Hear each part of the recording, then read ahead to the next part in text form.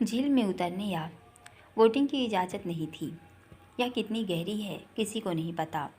उसने इन पहाड़ों के बीच गिटार की धुन सुनी जो जानी पहचानी थी। ऊंचे से चट्टान पर गिटार के साथ प्रांजल बैठा देख आंखों में चमक, होंठों पर हंसी बिखर गई। दौड़ती वहां चली गई। प्रांजल जी, जोर से पुकारा।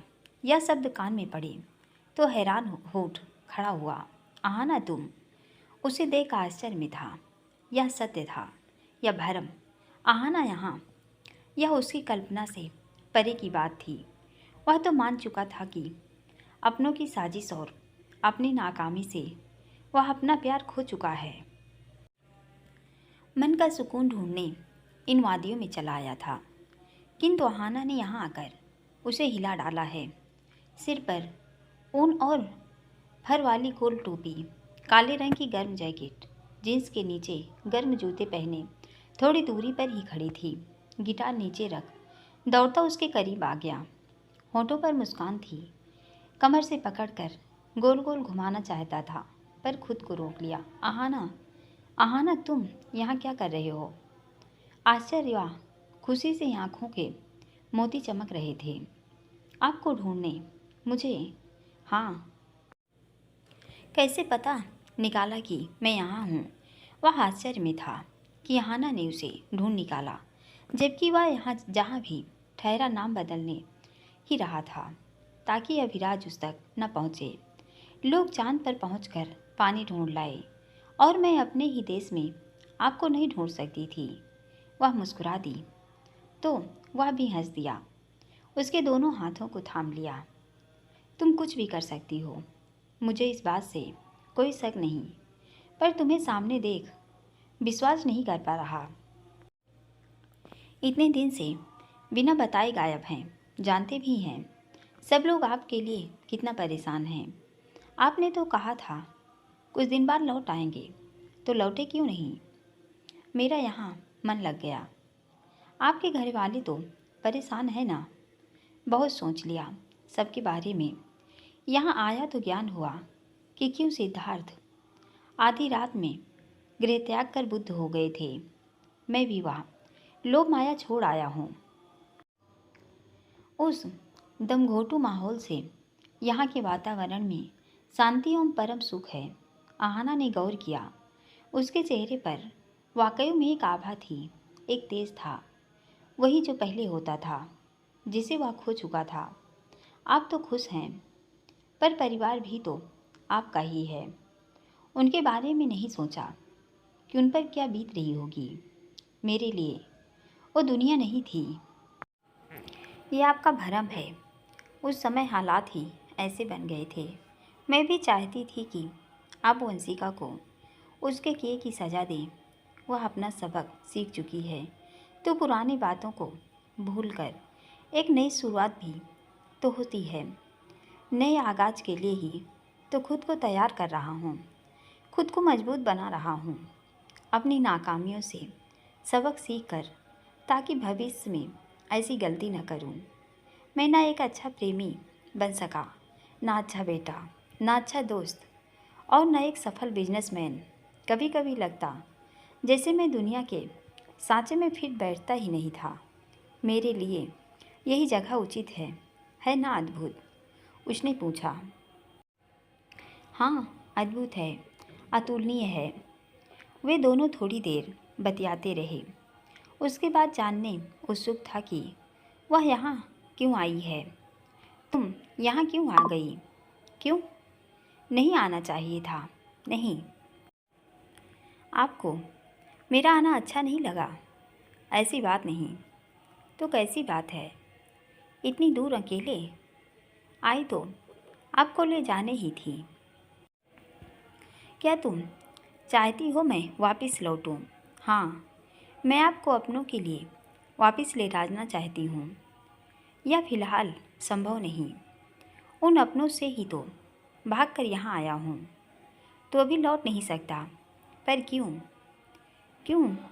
तुम्हें भी पता है, वहाँ रहकर खुद को खोता जा रहा था, बिजनेस की तरह अपनी हस्ती भी, जैसे खुराना फैमिली के पास गिरवी रख दी थी। वो बन रहा था जो मैं नहीं हूँ। यहाँ आकर बहुत समय बाद खुद से साक्षात्कार हुआ तो जैसे सुकून मिला है। क्या ये वहाँ मिल सकता है? कंक्रीट के उन जंगलों में इंसान तो जिंदा हैं, पर इंसानियत कहीं गुम हो चुकी है। बस ताकत का प्रदर्शन, पैसे कमाने की होड़ और स्टेटस का दंभ, यही जीवन मकसद रह गया है जिसे पाने होड़ मची हुई है। क्या ऐसा सुकून वहाँ मिल सकता है?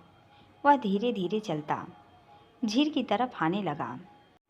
आहाना भी उसके पीछे पीछे आने लगी। वाकई में उसमें बहुत बड़ा यह परिवर्तन था। जिस दिन अंतिम दिन मिला वो कोई प्रांजल और था, और आज वही पुराने वाले छोटे मालिक।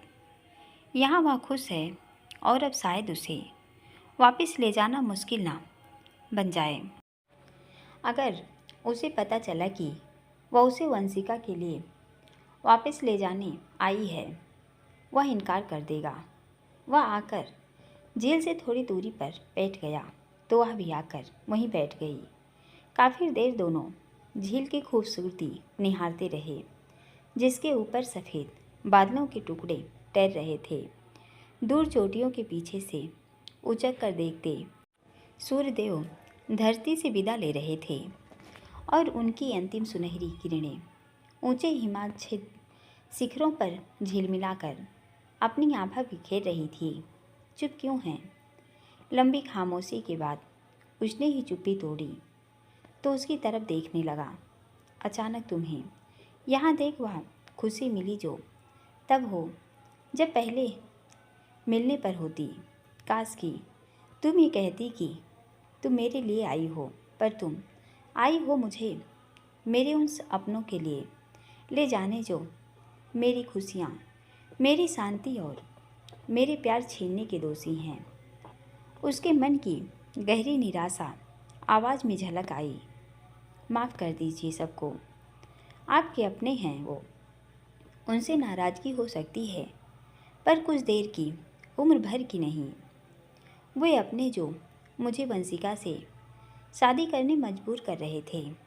अगर मैं यहाँ ना आता तो शायद अभी तक वंशिका और अविराज खुराना के इशारों पर नाचता वह बंदर बन चुका होता जिसकी डुगडुगी उन दोनों के हाथ होती। वे जैसा चाहते वैसे मुझे नचाते। कब तक नाराज़ रहेंगे सबसे? वे सब भी मेरी इस बर्बादी के बराबर दोषी हैं और तुम्हें मुझसे दूर करने की भी शायद भगवान ने यही हमारी किस्मत में लिखा हो। भगवान ने नहीं, बल्कि उन लोगों ने इसे हमारी किस्मत बनाया। जब मेरी उस एक गलती के लिए तुम मुझे माफ़ नहीं कर सकती तो मैं भी नहीं कर सकता। कहकर उसने एक गहरी सांस ली और वहाँ पड़ा पत्थर का टुकड़ा उठा झील में फेंका, जो डुबू की आवाज़ के साथ पानी में डूब गया। उठ खड़ा हुआ। तुम्हें यहाँ नहीं आना चाहिए था। क्यों? वह भी उठ गई। अब अभिराज खुराना को पता चल जाएगा कि मैं यहाँ हूँ, जिससे इतने दिन से छिप रहा था। मैंने फ़ोन स्विच ऑफ किया हुआ है, फिर भी वो यहाँ पहुँच जाएगा। नहीं आएंगे। इतनी श्योर क्यों हो? वो काम में फंसे हुए हैं। उसके आदमी हर ओर मुझे ढूंढ रहे होंगे। यकीन मानिए, आपके मर्जी के खिलाफ आपको कोई नहीं ले जाएगा। तो क्यों आई हो यहाँ? आपसे मिलने का मन था तो आ गई। पक्का तुम मुझसे मिलने आई? वह आशा भरी नज़रों से उस पे टिकाता है। मेरी शूटिंग ख़त्म हो गई थी तो आउटिंग के लिए गई। क्या तुम सच कह रही हो? हाँ। तुमने मुझे माफ़ कर दिया? हाँ। उसकी सहमति पर वह मुस्कुरा दिया।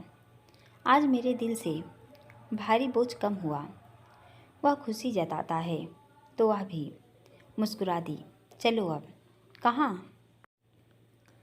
यहाँ ज़्यादा देर रुकना ठीक नहीं। कैंप तक जाने तक अंधेरा हो जाएगा। ठंड तो बढ़ेगी ही। यहाँ हिम तेंदुओं का डर होता है। उसने वजह बताई तो दोनों बात करते। उस उबड़ खाबड़ पथरीले रास्ते से चलते कैंप तक आ गए। मानवीय बस्तियाँ दूर तक नामो निशान नहीं थी। खाली पहाड़ और बर्फ से ढकी चोटियाँ।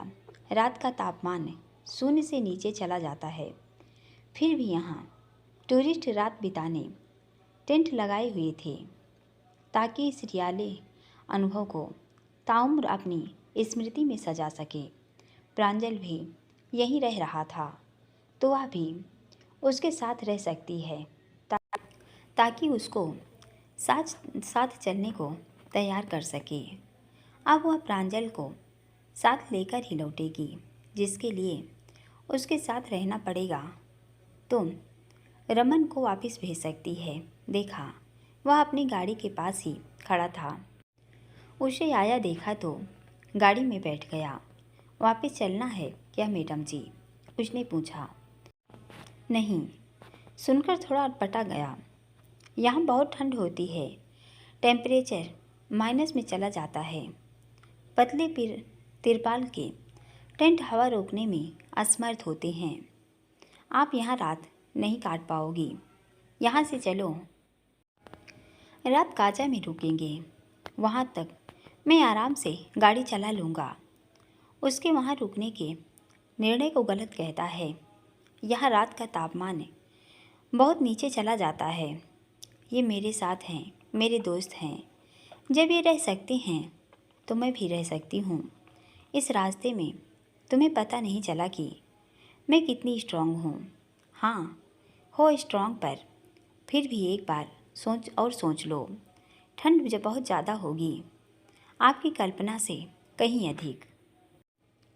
सोच लिया कि मैं यहीं रुकूंगी। और तुमने क्या सोचा है? मैं तो आगे काचा निकल जाऊंगा। अगर आपको सुबह वापस चलना है तो रुक जाता हूँ। नहीं, मैं प्रांजल के साथ यहीं रुकने वाली हूँ। जैसे आपको ठीक लगे। यह सफ़र मेरे लिए यादगार रहा।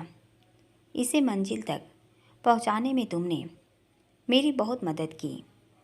उसके लिए थैंक यू। अपना तो यह काम ही है मैडम जी। आप अपनी मंजिल पर पहुँच गई, यही मेरी खुशी। मैं अब रात में काजा रुकूंगा। आप भी अपना ध्यान रखना। उसने जाने की इच्छा जताई तो वह उसका जो भी हिसाब बनता था वो किया और वह चला गया। वह उसे जाता देख रही थी। ड्राइवर अच्छा मिल गया, तभी यहाँ तक पहुँची हूँ। उसके कारण ही तुम तक पहुँची हूँ। तुम इतना कष्ट उठाकर यहाँ तक आओगी, वो भी मेरे लिए यकीन करना थोड़ा मुश्किल है। आप जानते नहीं कि मैं कितनी जीवट हूँ। परिस्थितियों से लड़कर रेगिस्तान का पौधा हो गई हूँ कि कहीं भी जी सकती हूँ। इसमें कोई शक नहीं।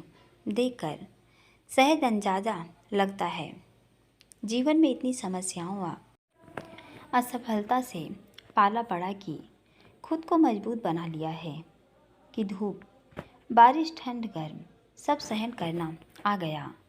जिन्होंने यह देखा नहीं, लड़ नहीं पाए। समय ही धूप मिलते ही मुरझा जाते हैं।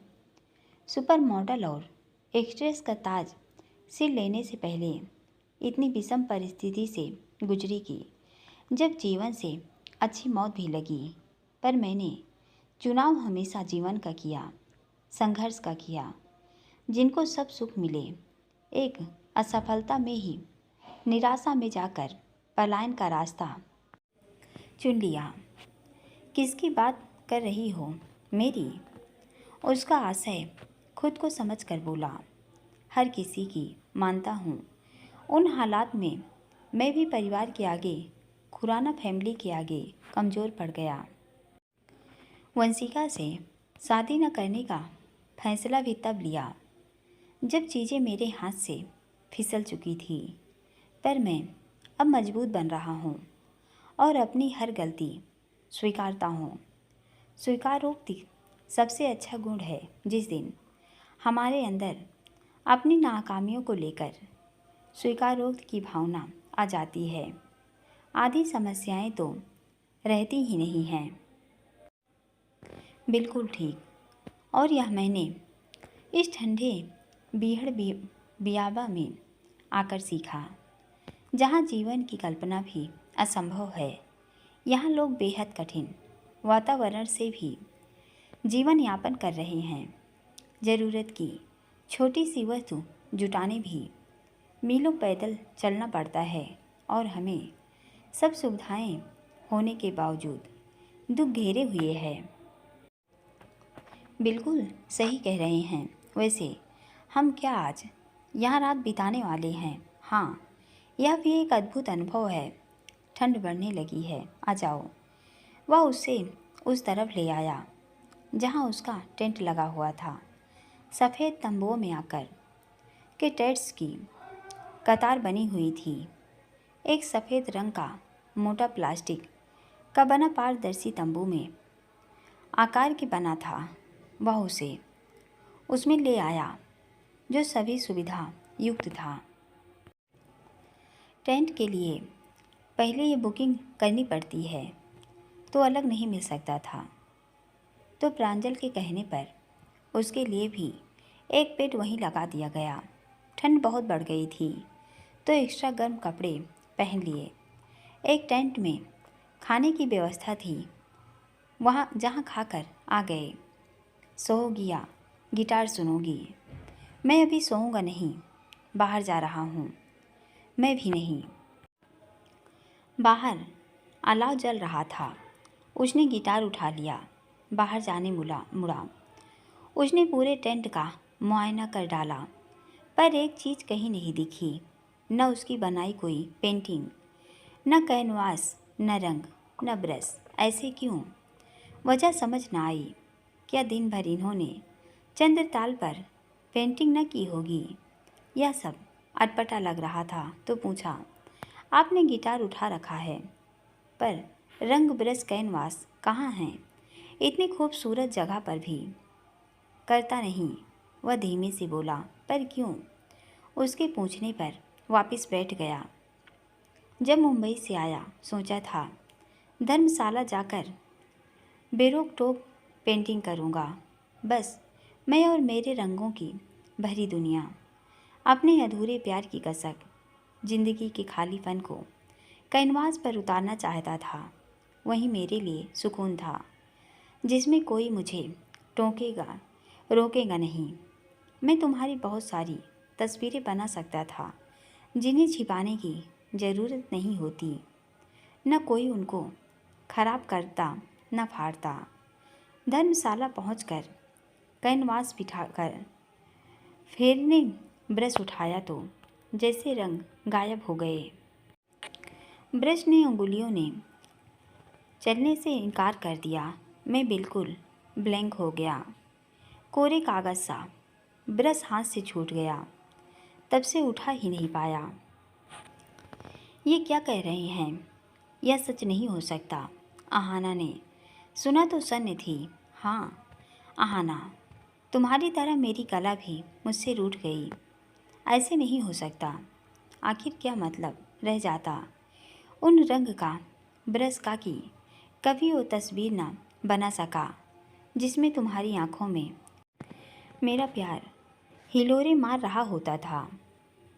तुम्हारा चेहरा मेरे प्यार की रोशनाई से दमक रहा होता था। मेरी कला की प्रेरणा ही तुम थी। उनमें भरा रंग भी तुम्हारा ही होता था। जब भी तुम्हारी तस्वीर बनाता, वंशिका खराब कर देती।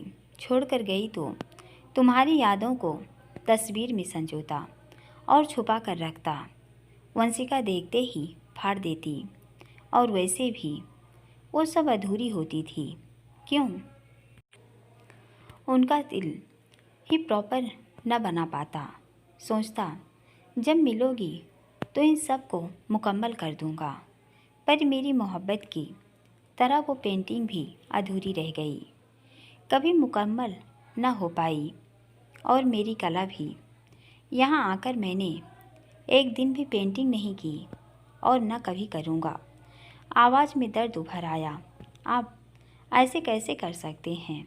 रंग ब्रश आपकी सांसें हैं, उसकी प्रेरणा तो तुम ही थी।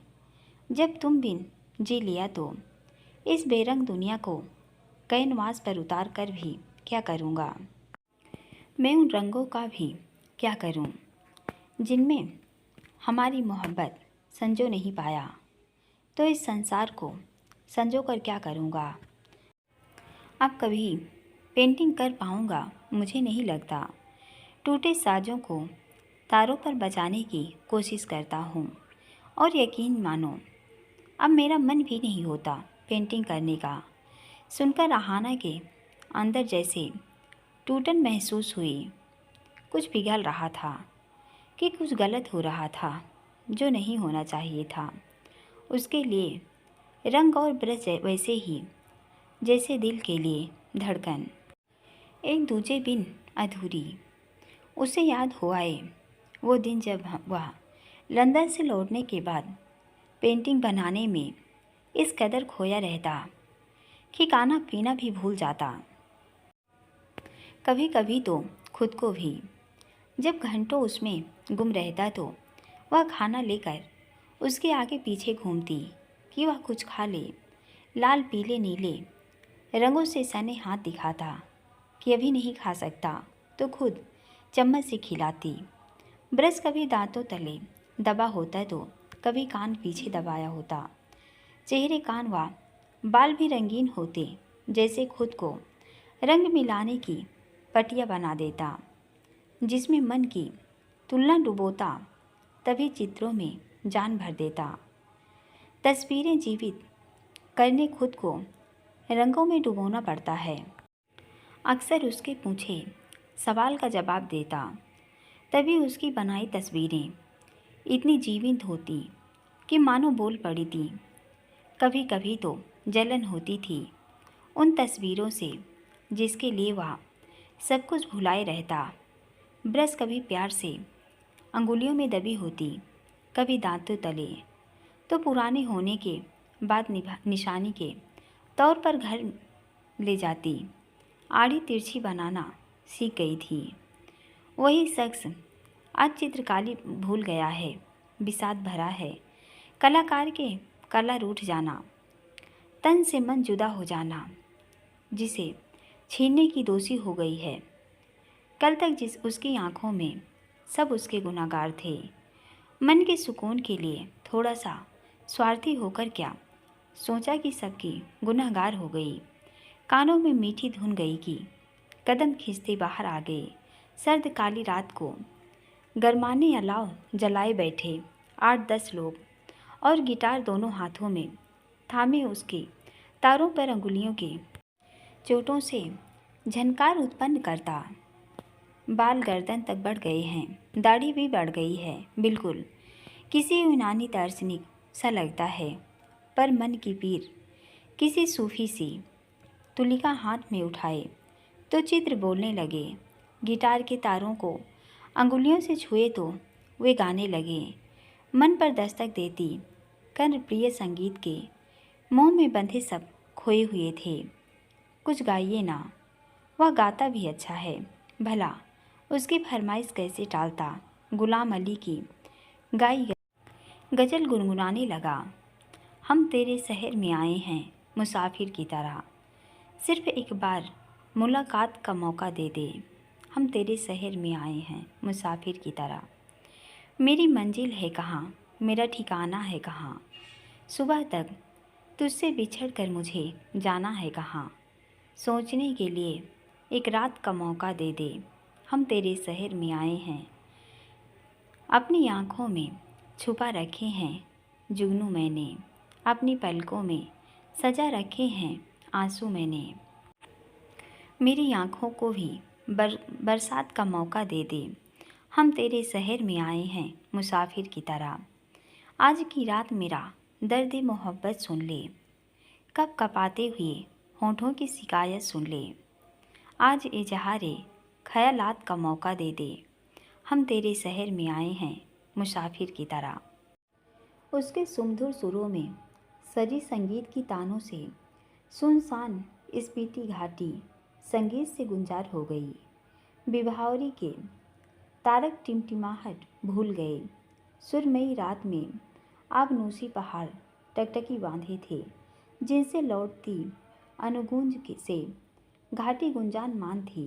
पहले भी गिटार बजता था, पर तब मन इतना विकल न होता था।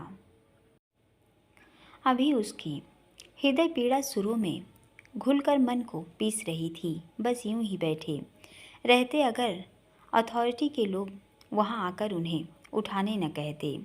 रात बढ़ते ही ठंड भी बढ़ने लगी थी, तो सबको अंदर जाने के लिए निर्देश दिए। वे दोनों भी अंदर आ गए। गिटार एक किनारे टिका दिया और बैठ गया। अचानक से ठंड कुछ ज़्यादा बढ़ गई, तो जूते उतार बेड में बैठ गया। तुम भी कंबल ओढ़ लो, ठंड लग जाएगी। उसके कहने पर वह भी झटपट कंबल में दुबक गई।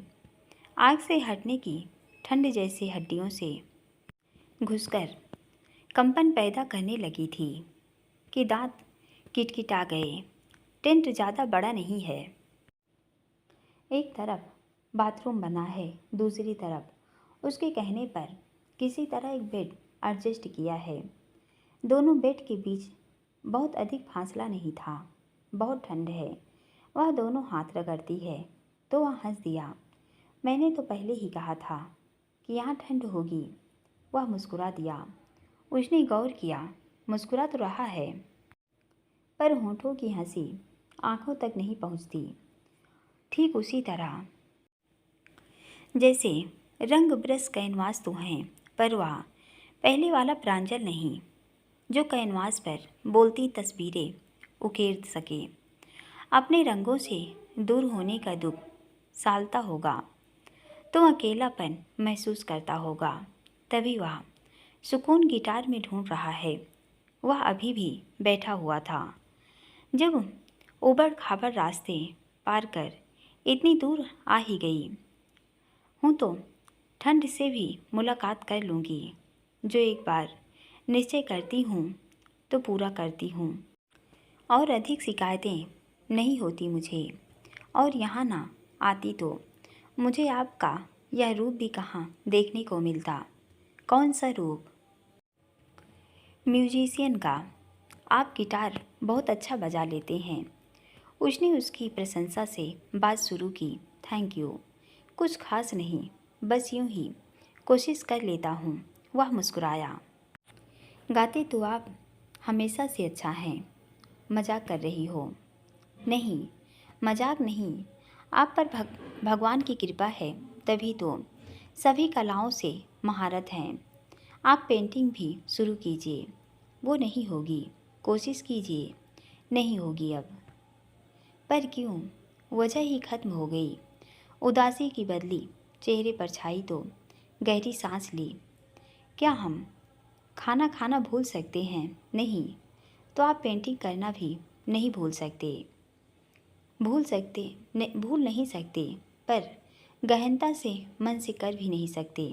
जैसे ईश्वर प्राप्ति के लिए किए गए प्रयास साधना कहलाते हैं। उसकी मूल में ईश्वर को जानने या पाने की इच्छा प्रेरणा होती है, वैसे ही कला भी साधना है जिसके लिए प्रेरणा जरूरी है। बिना प्रेरणा के चित्र निर्जीव व रंग फीके होंगे। जैसे भावहीन कविता, जैसे भाव कविता की आत्मा है जो अंतर मन से जन्म लेते हैं, वैसे ही चित्रों व रंगों की और संगीत की भी प्रेरणा होती है। वह बिल्कुल किसी दार्शनिक मुद्रा में था।